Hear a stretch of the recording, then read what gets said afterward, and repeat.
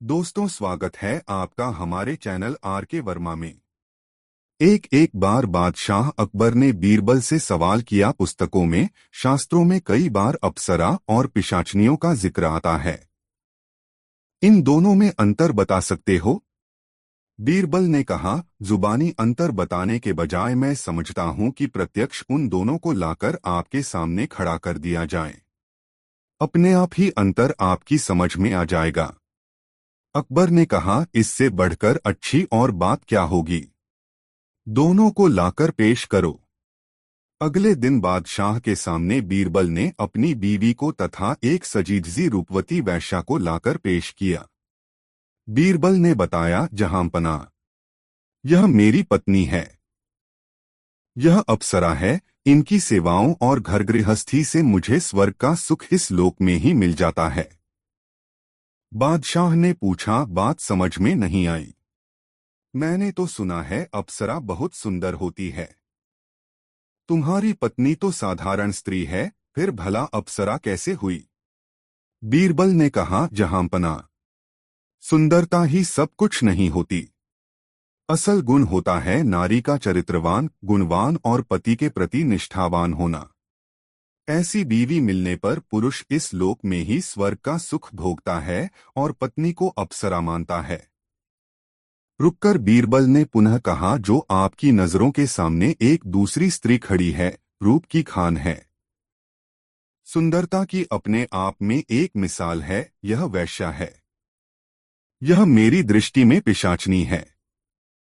जिस तरह पिशाचनी जिसे लग जाती है उसका सर्वनाश करके छोड़ती है, ऐसा ही हाल इस औरत का है।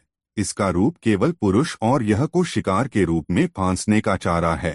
इसके चक्कर में जो पड़ जाता है, घर बार बाल बच्चों सबको भूल जाता है, कमाने धमाने का ध्यान नहीं रहता। वह अपना स्वास्थ्य, धन और प्रतिष्ठा खोता रहता है। यह अपने चक्कर में पड़ने वाले पुरुष का सर्वनाश करके ही पीछा छोड़ती है। बादशाह बोले, वाकई। मान गए बीरबल। बोलो, क्या पुरस्कार चाहते हो? अपने लिए कुछ नहीं, बल्कि इस औरत के लिए इनाम चाहता हूं, जहांपना। वैश्या की ओर इशारा करके बीरबल बोले, देना ही है तो इसे इतना दे दें जिससे इसे इस जीवन में पिशाचनी का रूप धारण करके पुरुषों को पतन के रास्ते पर ले जाने की जरूरत ही न रहे। बादशाह बोले, मुझे तुम्हारी यह बात और भी पसंद आई बीरबल। यह कहकर बादशाह ने वैश्या को बहुत सारा धन दिया और उसे पुनः वैश्यावृत्ति न अपनाने की चेतावनी देकर ससम्मान वहां से विदा कर दिया। शिक्षा, नारी का चरित्र ही उसका सबसे श्रेष्ठ गुण होता है। उसका रूपवान या कुरूप होना उसके चरित्र के सामने नगण्य होता है। चरित्रवान होना ही श्रेष्ठ गुण है, रूप तो बाद की चीज होती है। दोस्तों, वीडियो को लाइक जरूर कर दे। एक बार अकबर के दरबार में एक किसान व उसका पड़ोसी शिकायत लेकर पहुंचे। किसान ने अपने पड़ोसी की तरफ इशारा करते हुए कहा, जहांपनाह, मैंने इससे एक कुआं खरीदा था और अब यह हमसे पानी की कीमत भी मांग रहा है। यह ठीक है, जहांपनाह, पड़ोसी बोला। मैंने इसे कुआं बेचा था, न कि पानी। बादशाह ने बीरबल को झगड़ा सुलझाने को कहा। बीरबल ने पड़ोसी से पूछा, तुमने कहा कि तुमने किसान को कुआं बेचा था, इसलिए कुआं तो किसान का है, लेकिन तुमने अपना पानी उसके कुएं में रखा। क्या यह सही है? तो इस मामले में तुम्हें पानी रखने का किराया देना होगा या फिर सारा पानी एक साथ निकालना पड़ेगा। पड़ोसी समझ गया कि उसकी चालाकी अब नहीं चलेगी। उसने जल्दी से माफी मांगी और चला गया। शिक्षा, यदि आप लोगों को उनके अधिकार की देते तो हम पराजित हो सकते हैं। ऐसे में आपके हाथ से वह भी जा सकता है जो अधिकार स्वरूप आपका हो सकता है। कोई भी समझौता करते समय उसके सभी पहलू साफ होने चाहिए ताकि बाद में कोई परेशानी न हो। दोस्तों, इस वीडियो को लाइक जरूर कर दें। अकबर ने एक बार बीरबल को किसी काम के लिए काबुल भेजा। वहां पर उन्हें एक जासूस समझकर वहां के राजा के सामने पकड़ कर लाया गया। राजा, तुम कौन हो और मेरे राज्य में क्या कर रहे हो?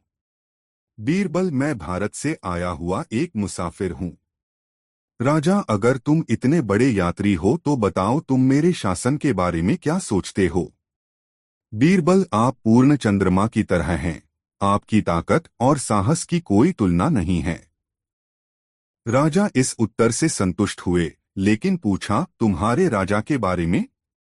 बीरबल, वे एक नए चांद की तरह हैं, जिनकी तारीफ करने को ज्यादा कुछ नहीं है। राजा इतना खुश हुआ कि उसने बीरबल को एक थैला भरकर सोने की मोहरें दी। उसके लौटने पर अकबर के दरबारियों ने पहले ही बादशाह को बीरबल और काबुल के राजा के बीच हुई बातें बता दी। अकबर, बीरबल, मैंने सुना तुम्हें काबुल के राजा ने सम्मान दिया।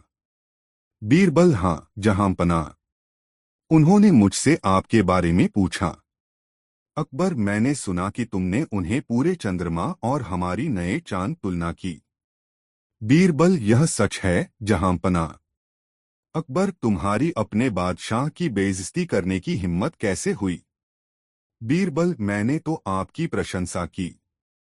बढ़ता हुआ चंद्रमा तो बढ़ती समृद्धि का प्रतीक माना जाता है, और उससे प्रशंसा भी बढ़ती है। हिंदू और मुस्लिम दोनों ही चंद्रमा को दूसरे दिन से देखना शुरू करते हैं, जबकि पूर्ण चंद्रमा की शक्ति और ऊर्जा धीरे धीरे कम होती जाती है। अकबर, मैं तुम पर पूर्ण विश्वास कर सकता हूँ। शिक्षा, अपने संदेश को इस प्रकार संप्रेषित करें कि प्राप्तकर्ता वही देखे जैसा वह चाहता है, और उससे किसी की हानि भी न हो। कूटनीति एक कला है, इसे सीखें और पारंगत हों यदि आप शीर्ष पर पहुंचना चाहते हैं। यह वाहन में ईंधन की तरह ही आवश्यक है। दोस्तों, इस वीडियो को लाइक जरूर कर दे और वीडियो कैसा लगा कमेंट में जरूर बताएं। 4 एक दरबार राठीला करके प्रसन्न हो रहा था। किसी दरबारी को ठिठोली कबार बादशाह अकबर के दरबार में हास परिहास का दौर चल रहा था। दरबारी ठिठोली करके प्रसन्न हो रहे थे। किसी दरबारी को ठिठोली सूझी और उसने बीरबल से कहा, जब खुदा रंग बांट रहा था तो आप कहाँ रह गए थे बीरबल साहब। यह सुनकर अन्य दरबारी हंसने लगे। बादशाह भी हंसे बगैर न रह सके। बादशाह सहित सभी दरबारी गोरे रंग के थे, उन सब में केवल बीरबल का ही रंग सांवला था। दरबारियों को लगा आज बीरबल की हेठी अवश्य होकर रहेगी। बादशाह भी पूछ बैठे, हाँ हाँ बीरबल बताओ, जब खूबसूरती बंट रही थी तब तुम कहाँ रह गए थे। दरबारी आशा कर रहे थे कि अब बीरबल कहेंगे मेरी बदसूरती में मेरा क्या दोष है। माँ बाप और संस्कार इसकी वजह हैं। मगर बीरबल तो बीरबल थे, उन्होंने बादब खड़े होकर कुछ दूसरी ही बात कही। वह बोले, जहांपनाह गुस्ताखी माफ हो, ऊपर वाला सिर्फ खूबसूरती ही नहीं बांट रहा था, बल्कि खूबसूरती के साथ साथ 3 चीजें और बांट रहा था। वे चीजें थीं दौलत, अक्ल और ताकत। मेरा नंबर जब आया तो मैं अक्ल यानी बुद्धि लेने उस तरफ भागा जहां वह बंट रही थी, और लोग जहां एक एक मुट्ठी में ही तसल्ली करके दौलत, ताकत और खूबसूरती लेने के लिए दौड़ रहे थे। ऐसे वक्त में मैं 4 मुट्ठी अक्ल के लिए वहां रुक गया था, बस बुद्धि के चक्कर में खूबसूरती, दौलत और ताकत को पाने से पीछे रह गया था। यह सुनकर बादशाह खिलखिलाकर हंसे। बीरबल ने बड़ी चतुराई से न सिर्फ उन सबकी खूबसूरती का ही बल्कि दौलत और ताकत का भी मजाक उड़ा डाला। दोस्तों, वीडियो को लाइक जरूर कर दे। 5 एक दिन दरबार में बादशाह जब पधारे तो देखा कि बीरबल नहीं है। बीरबल के न रहने से कामकाज बिल्कुल बंद हो जाता था। आज दरबार में आने के लिए उन्हें ज्यादा ही देर हो गई थी। बादशाह ने अपने सेवक को बीरबल के पास भेजा। बादशाह का संदेश सुनकर बीरबल ने उस सेवक से कह दिया कि चलो मैं आता। सेवक को आए जब आधा घंटा बीत गया तो बादशाह का बड़ा आश्चर्य हुआ। उन्हें बीरबल की प्रतीक्षा असहनीय हो उठी। उन्होंने दूसरे सेवक को भेजा। इस सेवक को भी बीरबल ने वापस कर दिया। सेवक ने आकर कहा, जहांपनाह, वे कह रहे हैं, चलो मैं आता हूं। बादशाह को सुनकर ढाढ़स बंधा। एक घंटा फिर बीत चला किंतु बीरबल का कहीं पता नहीं था। बादशाह झुंझला उठे। अब बीरबल के विरोधियों को अवसर मिल गया। उन्होंने बीरबल की निंदा करके बादशाह के गुस्से को और भी भड़का दिया। इस बार उन्होंने हथियारबंद 2 सिपाही भेजे और हुक्म दिया कि बीरबल को पकड़कर ले आओ। बादशाह का हुक्म मानकर सिपाही वहां गए, किंतु बीरबल को पकड़कर ले चलना हंसी खेल न था। सब सिपाही भय से कांप रहे थे। डरते डरते एक सिपाही ने बादशाह का संदेश सुनाया।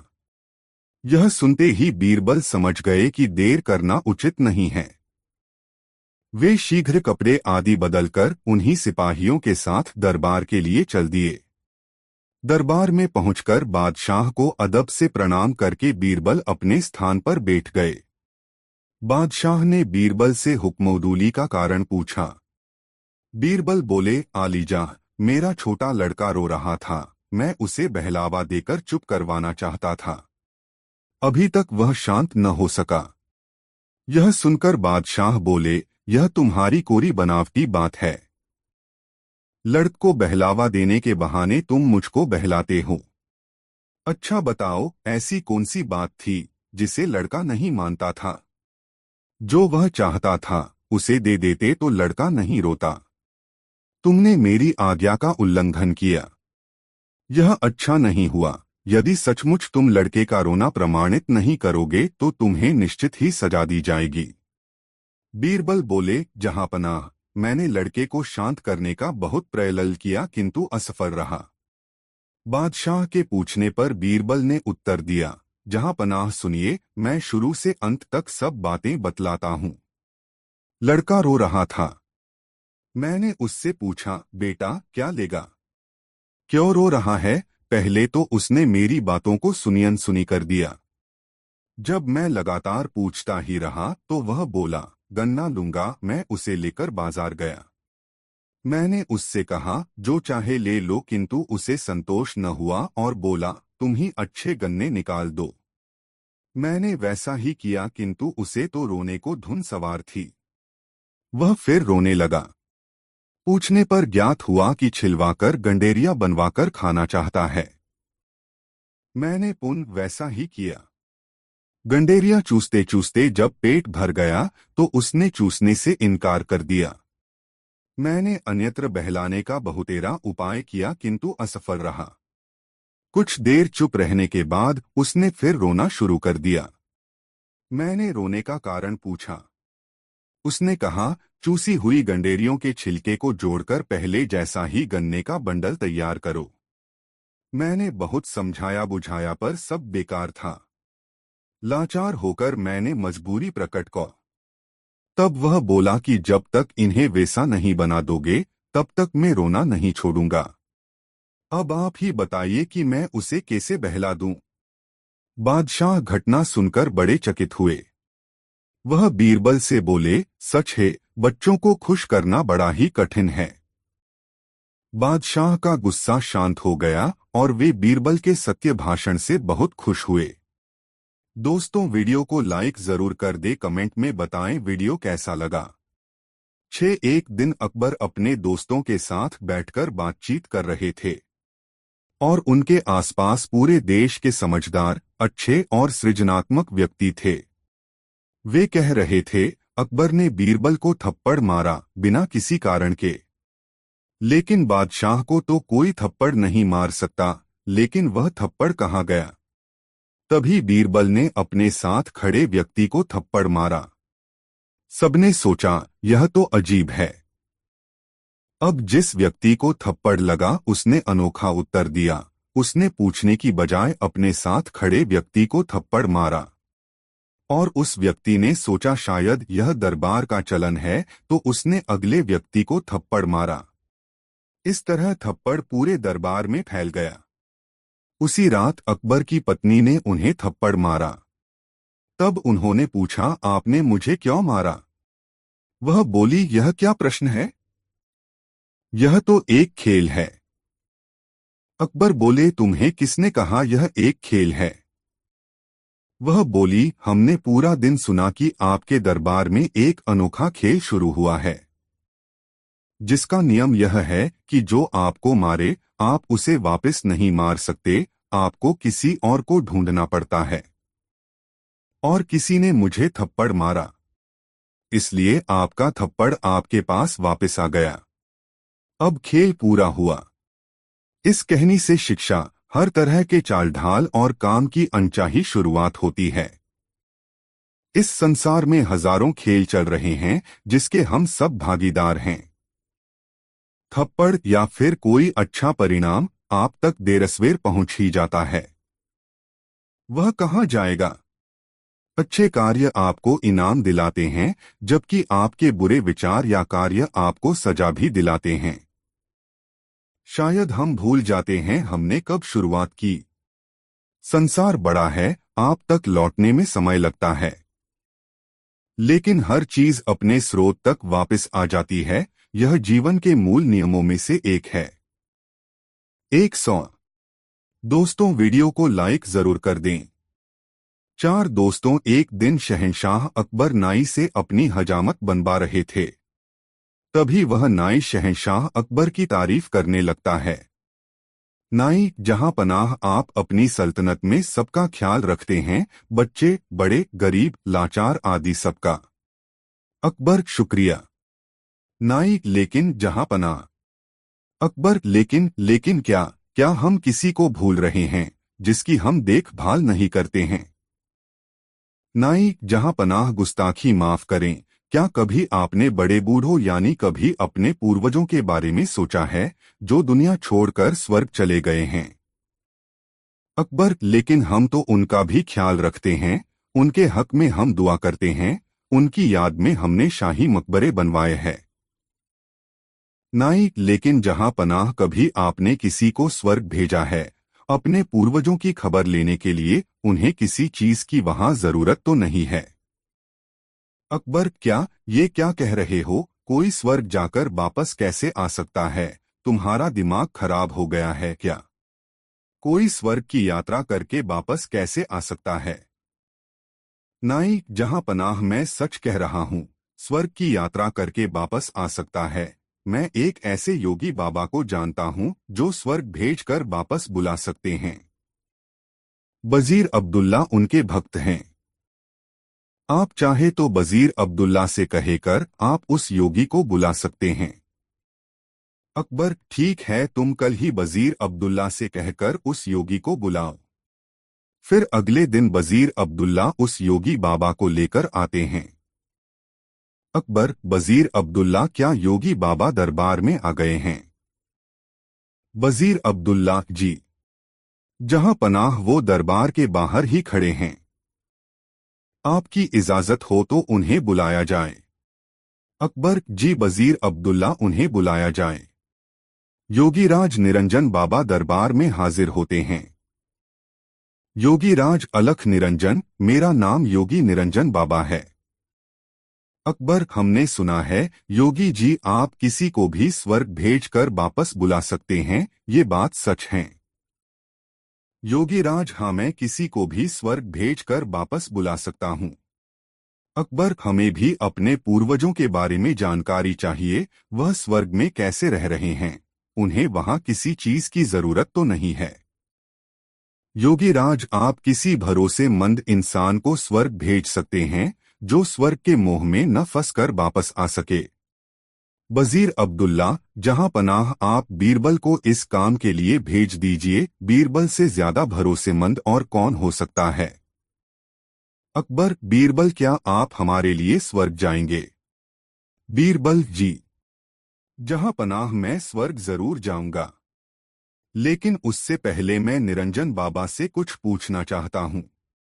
योगीराज, इस यात्रा में कितना समय लगेगा? योगीराज, इस यात्रा में कम से कम 2 महीने लगेंगे अगर तुम स्वर्ग के सुख के मोह में न फंसो तो। बीरबल, योगी जी आप मुझे स्वर्ग कैसे भेजेंगे? योगीराज, मैं एक पवित्र आग जलाऊंगा, उसमें तुम्हें प्रवेश करना है। वैसे तो ये क्रिया कहीं भी हो सकती है, लेकिन हम इसे गंगा नदी के किनारे करेंगे। बीरबल, जहां पनाह, मैं काफी दिनों के लिए अपने घर से दूर रहूंगा, इसलिए मैं 4-5 दिन की मोहलत मांगता हूँ। कुछ अधूरे काम निपटाने हैं। अकबर, ठीक है बीरबल, योगीराज जी आप ये काम 5 दिन बाद संपन्न करें। अब 5 दिन बाद बीरबल को जलाने के लिए ले जाया जाता है। स्वर्ग की यात्रा के लिए योगीराज विधि संपन्न करते हैं। वह एक चिता पर फूल और कुछ सामग्री डालते हैं और बीरबल के माथे पर तिलक करते हैं और चित्त हो जाने को कहते हैं। बीरबल अलविदा। जहांपना। अकबर, हमें आपकी बहुत याद आएगी, आप जल्दी लौटने की कोशिश करना। बीरबल जी जहांपनाह, मैं जल्दी लौटकर आऊंगा। और फिर 2 महीने गुजर जाते हैं। शहंशाह अकबर बहुत चिंतित हो जाते हैं। अकबर, हमें बीरबल की बहुत याद आ रही है। 2 महीने गुजर चुके पर बीरबल अभी तक नहीं लौटे, हमें बहुत चिंता हो रही है। योगीराज का क्या कहना है, कब तक बीरबल लौट आएंगे?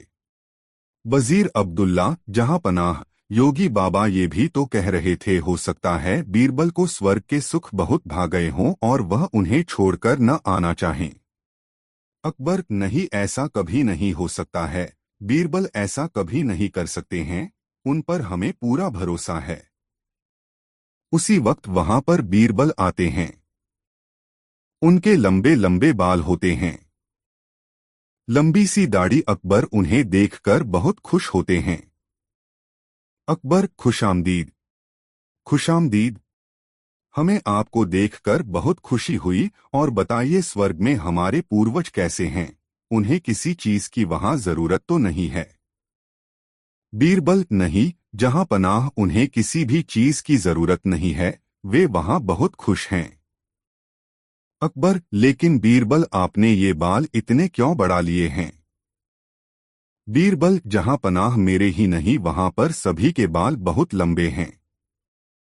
वहां पर कोई नाई नहीं है बाल काटने के लिए, इसलिए उन सभी ने यहाँ पर जो नाई है उसे बुलाने के लिए कहा है, ताकि वो वहां सबके बाल काट सके। अकबर, हाँ हाँ, क्यों नहीं, हम अभी अपने नाई को वहां भेज रहे हैं।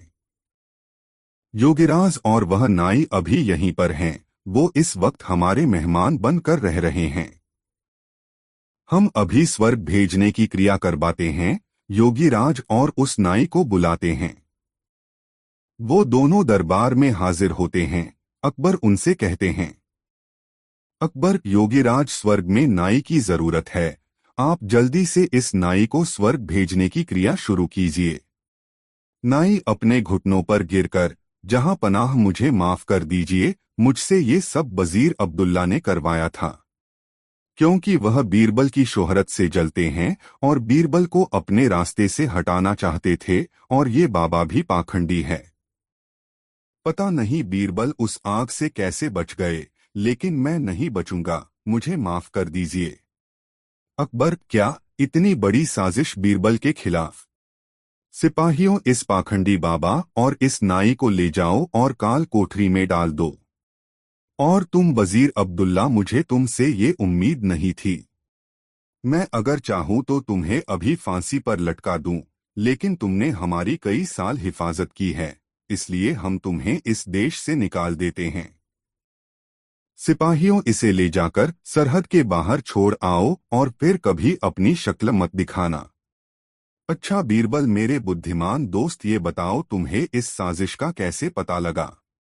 बीरबल, जहां पनाह, जब मैंने योगीराज के मुंह अगम प्रवेश करने वाली बात सुनी तो मुझे लगा दाल में कुछ काला है।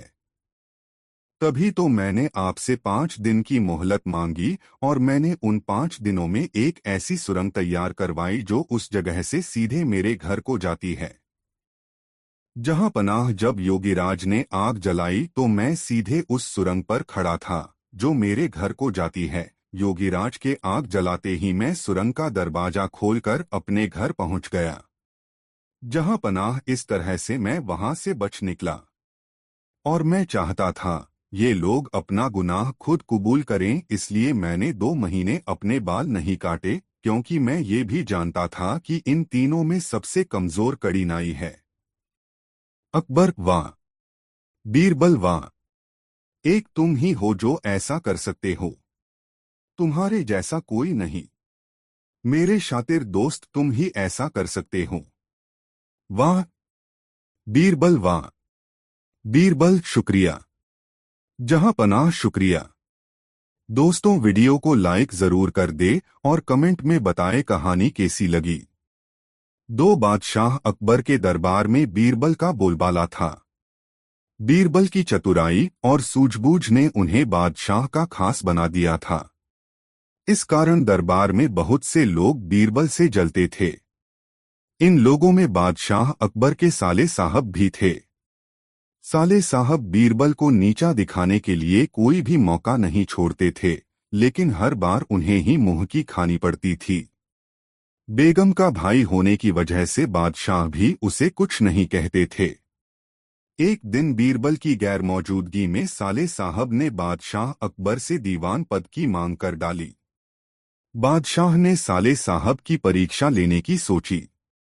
उन्होंने साले साहब से कहा, आज मुझे सुबह सुबह महल के पीछे बिल्ली के बच्चों की आवाज सुनाई दी है।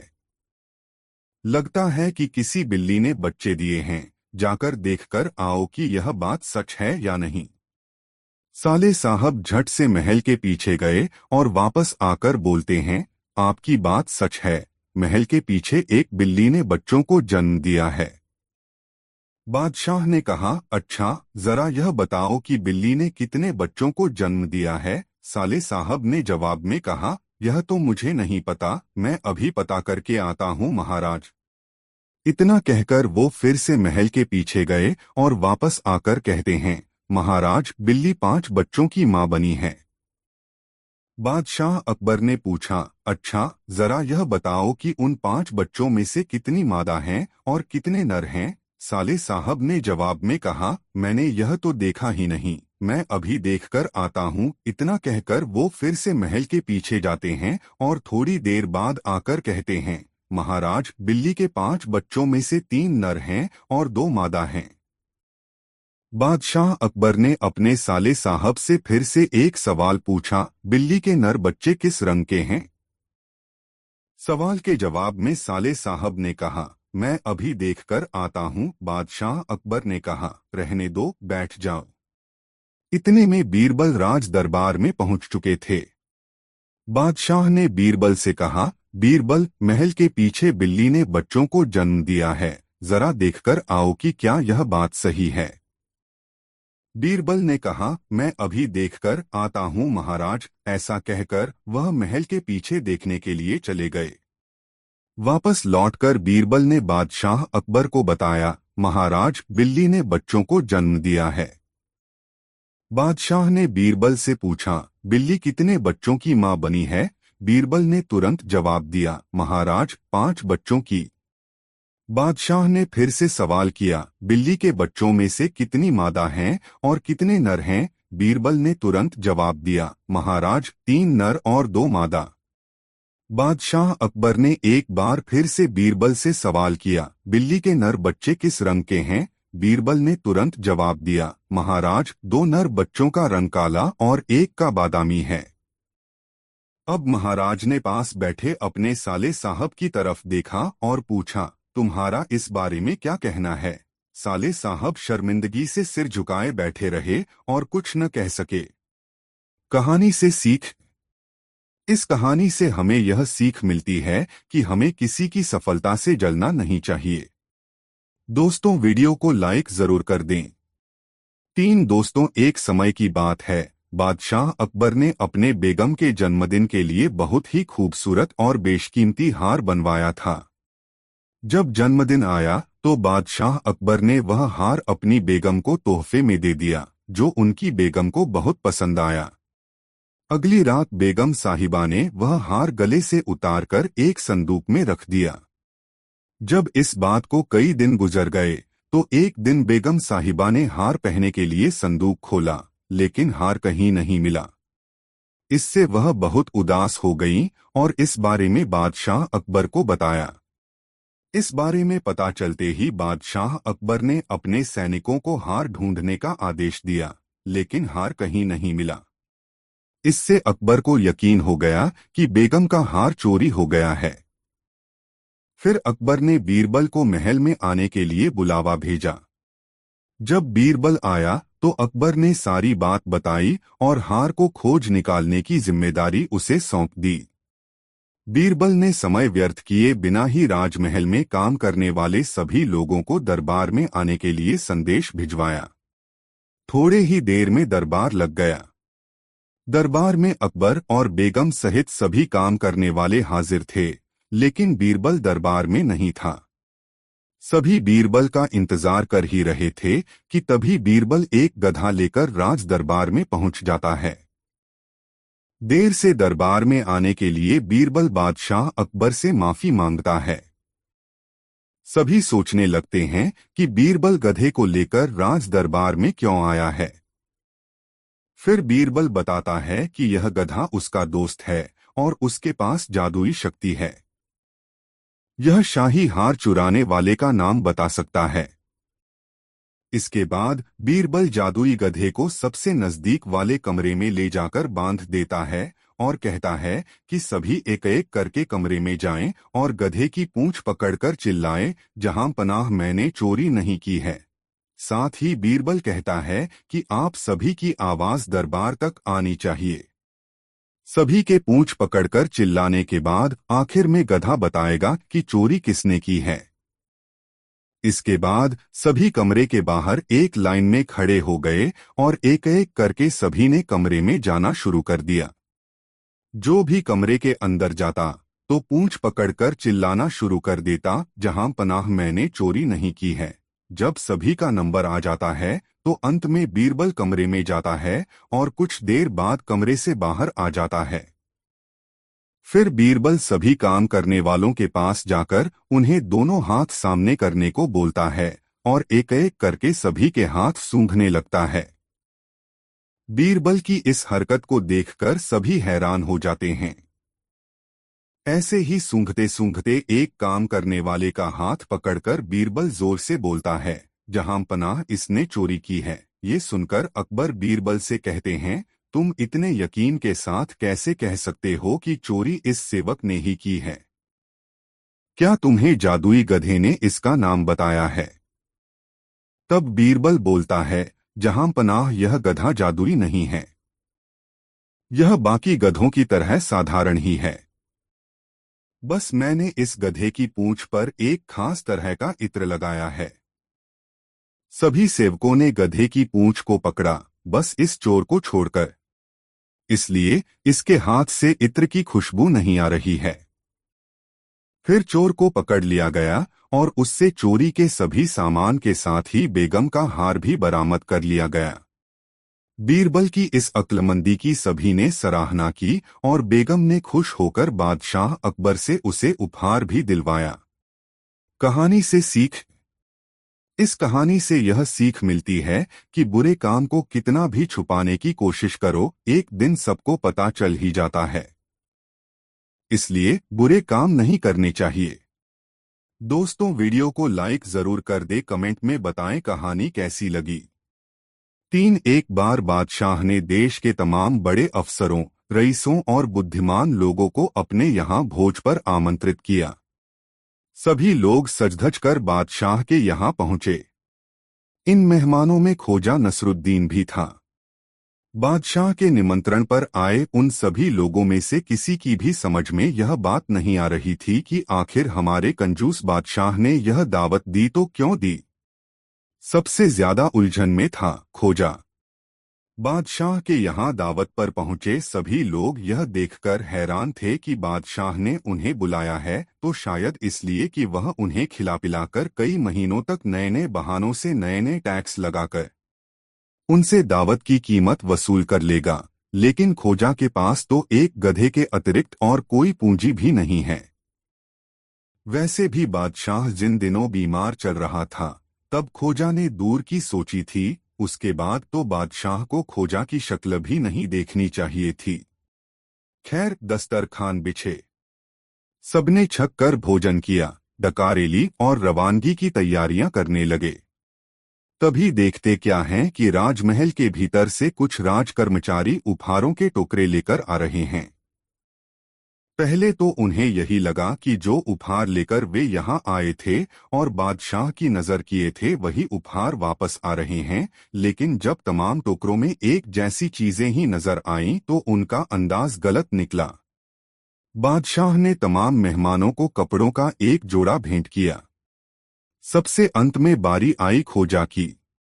उसे भी एक जोड़े कपड़ा भेंट किया गया, लेकिन खोजा को दिया गया जोड़ा बाकी तमाम जोड़ों से एकदम अलग था। वह जोड़ा आदमी के पहनने वाले कपड़े का न होकर गधे की पीठ पर रखे जाने वाले जामे का था। खोजा ने जैसे ही उस जोड़े को खेल कर देखा, उसे समझते देर नहीं लगी कि उसे अपमानित करने के उद्देश्य से ही उसे इस दावत में आमंत्रित किया गया है। सबके सामने बादशाह ने उसे यह जताने की कोशिश की है कि वह एक जोड़ी कपड़े के लायक भी नहीं है। बादशाह की निगाह में मुझे ज्यादा औकात मेरे गधे की है। फिर इससे पहले कि वहां मौजूद मेहमान खोजा की हंसी उड़ाएं, खोजा ने हंसते हुए कहा, मेहरबानो, आप सब देख रहे हैं कि बादशाह हुजूर मुझे आप सबसे ज्यादा पसंद करते हैं, इसीलिए उन्होंने आप सबको तो बाजार में मिलने वाले आम रेशम के कपड़े का जोड़ा दिया है, लेकिन मुझे तो उन्होंने स्वयं का जमा ही भेंट में दे दिया है। खोजा की बात सुनकर वहां उपस्थित सभी मेहमान ठहाके लगाकर हंसने लगे, लेकिन बादशाह के चेहरे पर जैसे कालिक ही पुत गई। वह मुंह फेरकर चुपचाप महल में चला गया। दोस्तों, वीडियो को लाइक जरूर कर दें। 4 एक बार काजी एक पकापकाया कलहंस बादशाह को भेंट करने आया। उसने बादशाह से कहा, बादशाह सलामत, आज आपका जन्मदिन है। मैं जानता हूं कि आपको कलहंस का मांस बहुत ज्यादा पसंद है, इसलिए मैं यह कलहंस खुद पकाकर आपको और आपके परिवार के लोगों को खिलाने आया हूं। बादशाह की दोनों शहजादियां कलहंस की टांगें और उसके 2 बेटे कलहंस का सीना खाने के लिए मचलने लगे। बादशाह और उसकी बेगम को कोई उपाय नहीं सूझा तो उन्होंने राजमहल के सेवक खोजा को बुलवाया और कलहंस का बंटवारा करने को कहा। खोजा ने चाकू से कलहंस का सिर काटकर बड़े अदब के साथ बादशाह को देते हुए कहा, जहांपना, आप हमारे मुल्क के सरताज हैं, आपको सिर खाना चाहिए। मेरी दिली ख्वाहिश है कि आप हमारे मुल्क के सरताज बने रहें। इसके बाद उसने कलहंस की गर्दन काटकर बेगम को पेश की और बोला, कहावत है कि यदि शौहर की उपमा सिर से दी जाए तो बेगम की उपमा गर्दन से दी जानी चाहिए, इसलिए आपको यह गर्दन दे रहा हूं। मेरी दिली ख्वाहिश है कि आप बादशाह सलामत से कभी न बिछुड़े। फिर उसने कलहंस का एक एक दैना दोनों शहजादियों को दिया और कहा, मेरी दिली ख्वाहिश है कि तुम्हारी शादी किसी अच्छी जगह हो जाए। ये डैना खाकर तुम अपने अपने शौहरों के साथ दूर तक जा सकोगी। फिर उसने दोनों शहजादों को कलहंस का एक एक पंजा दे दिया और कहा, तुम लोग बादशाह के तख्त के वारिस हो। पंजा खाकर तुम राजगद्दी पर मजबूती से पांव जमा सकोगे। कलहंस के सीने और टांगों का गोश्त ही काफी बच गया था। खोजा अपनी बात जारी रखते हुए बोला, किसी भी मुल्क की जनता ही उस मुल्क का सीना और पांव होती है। जनता की ही मेहनत और लगन से कोई मुल्क आबाद और धनवान बनता है। बादशाह और उसके वारिस ही जिस मुल्क की जनता का दिल और टांगे खाने लगें, उस मुल्क के शासक के दिन जल्दी ही लगने वाले होते हैं, ऐसा समझना चाहिए। इस लिहाज से यदि इस कलहंस का सीना और टांगे हमारे बादशाह या उनका परिवार खाता है तो यह एक अपशकुन होगा। बेहतर यह होगा कि उसे मैं यानी इस मुल्क का आदमी नसरुद्दीन खोजा खाएं। यह कहता हुआ वह उस कलहंस के सीने और टांगों का गोश्त उठाकर राजमहल से बाहर चला गया और ड्योढ़ी पर बैठकर मजे से खाने लगा। कहना न होगा कि कलहंस के सीने और टांगों का गोश्त ही सबसे लजीज माना जाता है। दोस्तों, वीडियो को एक लाइक जरूर कर दे। 3 एक दरबारी ने अपने पुत्र को अकबर के दरबार में खजांची नियुक्त करने की योजना बनाई। उसने दरबार में इसके लिए कार्य शुरू कर दिया, लेकिन वह जानता था कि बीरबल ऐसा नहीं होने देगा क्योंकि उसका पुत्र भरोसे लायक नहीं था। एक दिन बीरबल को दरबार में आने में देर हो गई। उसने अकबर से पूछा, जहांपनाह, क्या आपको नहीं लगता बीरबल दरबार को अहमियत नहीं देते? उन्हें उनका स्थान दिखाने की जरूरत है। अकबर, तुम्हारे दिमाग में क्या चल रहा है? दरबारी, मैं आपको सलाह देता है कि आप उसकी सारी बातों को मना करना शुरू कर दो। अकबर, ठीक है। जब बीरबल दरबार पहुंचे तो अकबर ने पूछा, बीरबल, आज तुम्हें देरी क्यों हो गई? बीरबल, मेरी पत्नी की तबीयत ठीक नहीं थी, जहांपना। कृपया मुझे माफ कर दीजिए। अकबर ने कहा, मैं तुम्हें माफी नहीं दूंगा। बीरबल, क्या हम राज्य की बातों पर विचार विमर्श करें? अकबर, नहीं, हम नहीं करते। बीरबल, तो फिर शायद आप मुझे घर जाने की इजाजत दे दें। अकबर, नहीं, तुम घर नहीं जा सकते। बीरबल समझ गए कुछ तो बात है, और दरबारी के हाव भाव देखकर वह समझ गए इसके लिए कौन जिम्मेदार है। बीरबल बोले, मेरी एक आखिरी प्रार्थना है कि आप दरबारी के पुत्र को खजांची नियुक्त कर दें। नहीं, मैं उसे खजांची नहीं बनाऊंगा। यह सुनकर दरबारी को मुंह की खानी पड़ी। शिक्षा, लोगों की नकारात्मक सोच को सकारात्मक परिणाम में बदलना सीखो। दोस्तों, वीडियो को लाइक जरूर कर दे। एक दिन अकबर अपने दोस्तों के साथ बैठकर बातचीत कर रहे थे और उनके आसपास पूरे देश के समझदार, अच्छे और सृजनात्मक व्यक्ति थे। वे कह रहे थे, अकबर ने बीरबल को थप्पड़ मारा बिना किसी कारण के। लेकिन बादशाह को तो कोई थप्पड़ नहीं मार सकता। लेकिन वह थप्पड़ कहाँ गया? तभी बीरबल ने अपने साथ खड़े व्यक्ति को थप्पड़ मारा। सबने सोचा, यह तो अजीब है। अब जिस व्यक्ति को थप्पड़ लगा उसने अनोखा उत्तर दिया। उसने पूछने की बजाय अपने साथ खड़े व्यक्ति को थप्पड़ मारा। और उस व्यक्ति ने सोचा शायद यह दरबार का चलन है, तो उसने अगले व्यक्ति को थप्पड़ मारा। इस तरह थप्पड़ पूरे दरबार में फैल गया। उसी रात अकबर की पत्नी ने उन्हें थप्पड़ मारा। तब उन्होंने पूछा, आपने मुझे क्यों मारा? वह बोली, यह क्या प्रश्न है? यह तो एक खेल है। अकबर बोले, तुम्हें किसने कहा यह एक खेल है? वह बोली, हमने पूरा दिन सुना कि आपके दरबार में एक अनोखा खेल शुरू हुआ है, जिसका नियम यह है कि जो आपको मारे आप उसे वापस नहीं मार सकते, आपको किसी और को ढूंढना पड़ता है। और किसी ने मुझे थप्पड़ मारा, इसलिए आपका थप्पड़ आपके पास वापस आ गया। अब खेल पूरा हुआ। इस कहानी से शिक्षा, हर तरह के चाल ढाल और काम की अनचाही शुरुआत होती है। इस संसार में हजारों खेल चल रहे हैं जिसके हम सब भागीदार हैं। थप्पड़ या फिर कोई अच्छा परिणाम आप तक देरसवेर पहुंच ही जाता है। वह कहां जाएगा? अच्छे कार्य आपको इनाम दिलाते हैं, जबकि आपके बुरे विचार या कार्य आपको सजा भी दिलाते हैं। शायद हम भूल जाते हैं हमने कब शुरुआत की। संसार बड़ा है, आप तक लौटने में समय लगता है, लेकिन हर चीज अपने स्रोत तक वापस आ जाती है। यह जीवन के मूल नियमों में से एक है। दोस्तों, वीडियो को लाइक जरूर कर दे और कमेंट में बताएं कहानी कैसी लगी। दोस्तों, अकबर के दरबार में बहुत से दरबारी थे। उनमें सुल्तान खां बहुत धूर्त था। जब भी मौका मिलता वह बादशाह के कान भरता रहता। वह हमेशा बीरबल का विरोध करता था, किंतु वह यह भी जानता था कि बादशाह अकबर बीरबल को बहुत ज्यादा चाहते हैं। वह दरबार में अपनी हैसियत मजबूत करना चाहता था। वह चाहता था कि उसके बेटे को दरबार में कोई पद मिल जाए। इसके लिए मौका मिलते ही जहांपनाह से उसकी सिफारिश करूंगा। बीरबल की तेज आंखों से यह बात छिपी हुई न रह सकी। उन्होंने सोचा, मैं हर दिन अपने बेटे को दरबार में ले जाया करूंगा और मौका मिलते ही जहांपनाह से उसकी सिफारिश करूंगा। बीरबल की तेज आंखों से यह बात छिपी हुई न रह सकी। उन्होंने सोचा कि सुल्तान खां अपने शैतान बेटे को अपने साथ लाने लगा है। दरबार में खंजाची का पद खाली है। वह इस पर अपने बेटे को नियुक्त कराना चाहता है। एक बार की बात है, दरबार लगा हुआ था।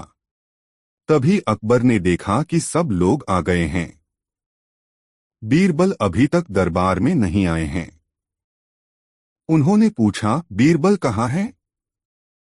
उनके पास खड़े हुए सेवक ने बताया, वे अभी तशरीफ नहीं लाए जहांपना। अकबर के चेहरे पर थोड़ी नाराजी दिखाई दी।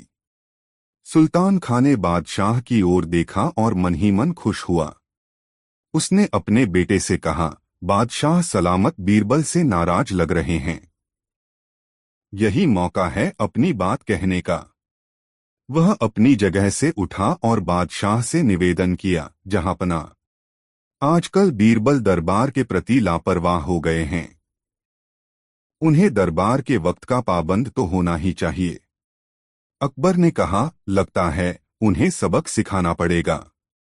सुल्तान खां ने उनकी हाँ में हाँ मिलाई और बोला, जी जहांपना। इस पर अकबर ने सुल्तान खां से कहा, सुल्तान खां तुम ही कोई तरीका बताओ।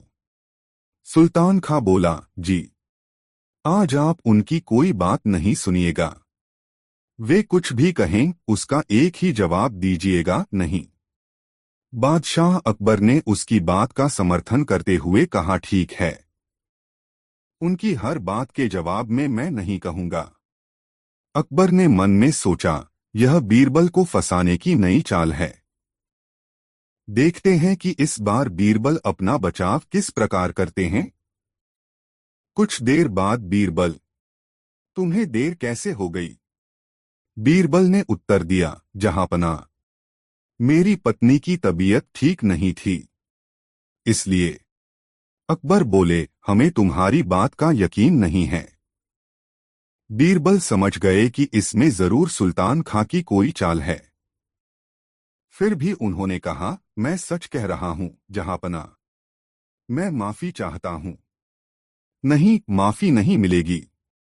अकबर ने सीधा सा उत्तर दिया, ठीक है जहांपना, तो फिर राजकाज के मामले निपटाए जाएं।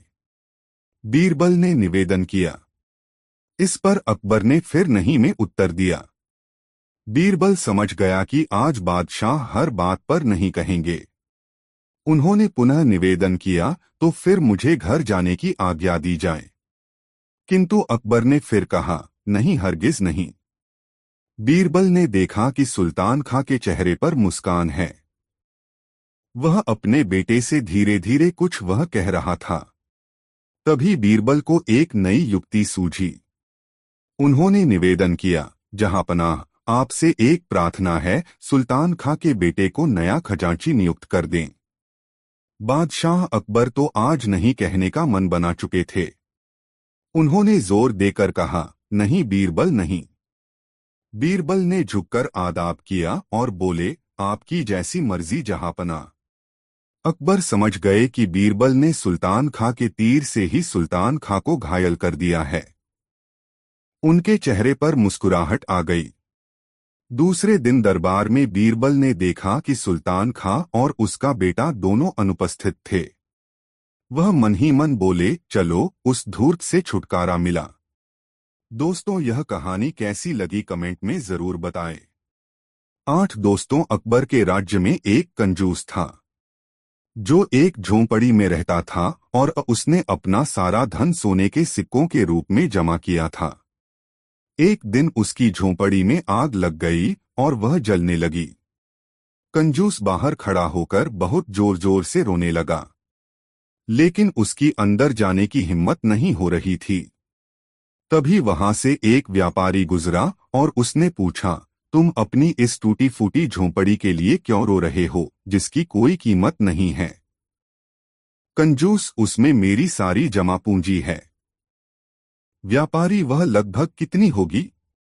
कंजूस, 100 सोने के सिक्के। व्यापारी, अगर मैं अपना जीवन दांव पर लगाकर अंदर जाऊं तो तुम मुझे क्या दोगे? कंजूस, 1 सोने का सिक्का। व्यापारी, मैं अपना जीवन दांव पर लगा दूंगा और तुम मुझे केवल 1 सिक्का दोगे। ऐसा नहीं होगा।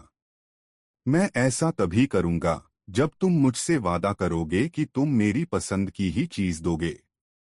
कंजूस पहले तो आनाकानी करने लगा, पर फिर मान गया। व्यापारी अंदर घुसा और जहां कंजूस ने बताया था वहां से वह खजाना निकाल कर ले आया। व्यापारी उस व्यक्ति से बोला, तुमने कहा था मैं तुम्हें वही दूंगा जो मुझे पसंद होगा। मैं सारे सिक्के रखूंगा और तुम यह थैला रख लो। कंजूस वहां खड़ा होकर जोर जोर से चिल्लाने लगा, जब तक कुछ लोगों ने बीरबल तक यह बात पहुंचा दी। व्यापारी ने बीरबल को सारी बात समझाई। बीरबल ने कंजूस से पूछा कि जो व्यापारी कह रहा है वह सब ठीक है। कंजूस ने बात मान ली। बीरबल, व्यापारी, तुमने कंजूस को वही देने को कहा जो तुम्हें पसंद था। तुम्हें तो सोने के सिक्के पसंद हैं ना? व्यापारी, हाँ, लेकिन बीरबल, अगर तुम्हें सिक्के पसंद हैं तो तुम वो उस व्यक्ति को दो। व्यापारी को आखिर ऐसा करना पड़ा। शिक्षा, हमें अपने शब्दों का चयन समझदारी से करना चाहिए, वरना हम परेशानी में आ सकते हैं। भाषा हमारे विचारों के संप्रेषण का एकमात्र स्रोत है, लेकिन अगर हम इस संप्रेषण में शब्दों का चयन सोच समझकर न करें तो पूरी बातचीत में केवल समय व कभी-कभी धन की बर्बादी भी हो सकती है। दोस्ती, वीडियो को लाइक जरूर कर दे। 9 बादशाह अकबर के राज्य में एक व्यापारी आया। उसे गर्मी लगी तो उसने नदी पर स्नान करने की सोची। उसने अपने सारे गहने अपने कपड़ों के साथ कमरे के एक कोने में रख दिए और नहाने चला गया। जब वह नहा